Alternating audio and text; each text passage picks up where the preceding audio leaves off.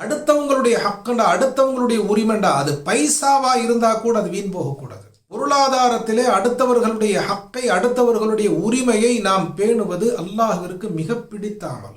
எல்லா நீதத்தையும் அல்லாஹ் இருக்கிறான். குறிப்பாக அடுத்தவங்களுடைய ஹக்கல, பொருளாதாரத்தில் அநீதம் செய்வதை. அஸ்ஸலாமு அலைக்கும் வரஹ்மத்துல்லாஹி வபரகாத்துஹு. பிஸ்மில்லாஹி வல்ஹம்துலில்லாஹி வஸ்ஸலாத்து வஸ்ஸலாமு அலா ரசூலில்லாஹ் சய்யிதினா முஹம்மதின் வ ஆலிஹி வ ஸஹ்பிஹி அஜ்மஈன். அம்மா பஅது. கண்ணியத்திற்குரிய பெரியவர்களே, சகோதர சகோதரிகளே,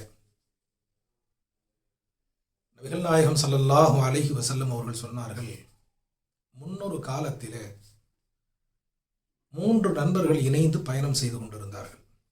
அவர்கள் பயணம் செய்து கொண்டிருக்கும் போது கடுமையான மழை ஏற்பட்டு விடுகிறது. கடுமையான மழை, ஒதுங்குவதற்கு இடமே இல்லை. சுத்தி முத்தி தேடி பார்க்குறாங்க. பக்கத்தில் ஒரு மலையில ஒரு குகை ஒன்று இருக்கு. மலை குகையில தஞ்சம் பூந்துடுறாங்க. மலைக்கு ஒதுங்குறாங்க. மழை நாள் மலை, அப்படி ஒரு மலை, கடுமையான மலை. ஸல்லல்லாஹு அலைஹி வஸல்லம் சொன்னாங்க, மலையினுடைய உச்சியிலிருந்து ஒரு பாறாங்கல் ஒன்று அப்படியே உருண்டு வந்து இவங்க உள்ள இருக்கிற அந்த குகையினுடைய தலைவாசலை அப்படியே அடைச்சிருது. சரிவாக இருந்திருக்கும் போது இருக்கு. என்ன அமைப்பில் இருந்ததோ மேல இருந்து உருண்டு வந்த அந்த பாறாங்கல் எந்த குகைக்குள்ள இவங்க இருக்கிறாங்களோ அந்த குகையின் தலைவாசலை நச்சுன்னு உட்காந்து அடைச்சிருது.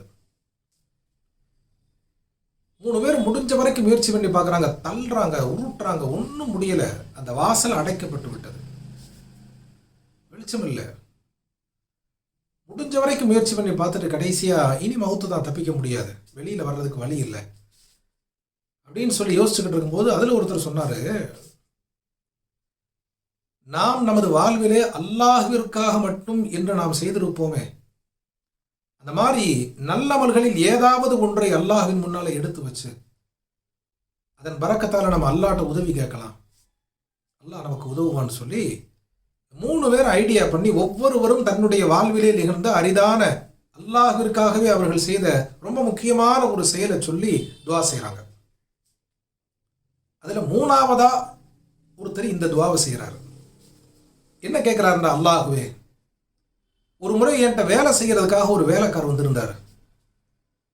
வேலையை முடிச்சுட்டு என்னுடைய கூலியை கொடுங்கன்னு கேட்டாரு. அத்னி ஹக்கி, என் கூலியை கொடுங்கன்னு கேட்டாரு.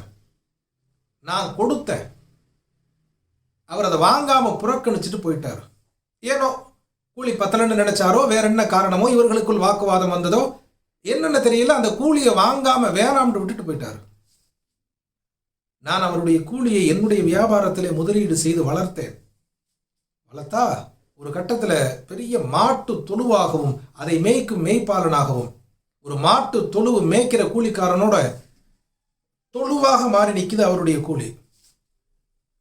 பிரகாரங்கள் கழிச்சு அந்த ஆள் திரும்ப வர்றார். வந்து அத்னி ஹக்கி இத்தகில்லா, அல்லாஹ்வை நீங்கள் பயந்து கொள்ளுங்கள், என்னுடைய கூலியை கொடுங்க, நான் அன்னைக்கு வாங்காம போயிட்டேன், என் கூலியை கொடுங்கன்னு திரும்ப கேட்டு வர்றாரு. வந்தா இவர் சொன்னாரா, அதோ அந்த அறுக்கு பாருங்க, அந்த மாட்டு தொழு, அந்த மாட்டு தொழு பூரா உன்னுடைய கூலி தான், உன் கூலி தான், எடுத்துக்கன்னு சொல்லியிருக்காரு.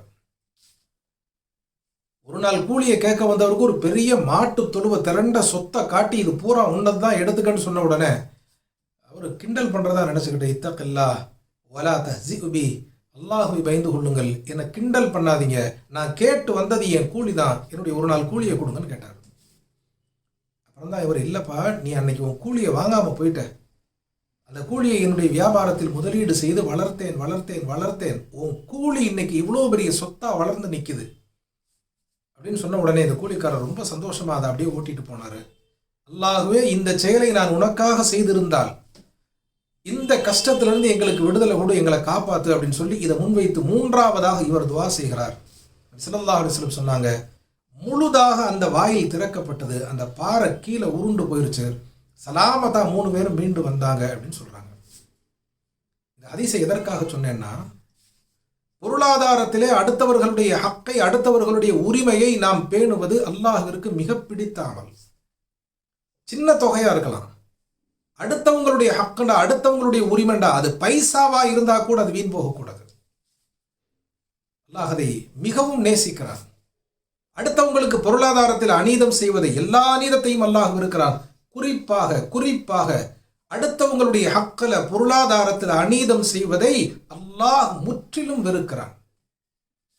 நமக்கு கீழே உள்ள வேலைக்காரவங்க, நமக்கு கடன் கொடுத்தவங்க, நமக்கு நெருக்கமாக உள்ளவங்க, இன்ன பிறர்கள் யாருக்கெல்லாம் பொருளாதாரத்தில் நாம் பயன்பட வேண்டி அல்லது பொருளாதாரத்தில் அவர்களுடைய கடமையை நிறைவேற்ற வேண்டி நாம் கடன்பட்டு இருக்கிறோமோ, கடமைப்பட்டு இருக்கிறோமோ, நம்முடைய கடமையில் எந்த குறையும் வைக்கக்கூடாது.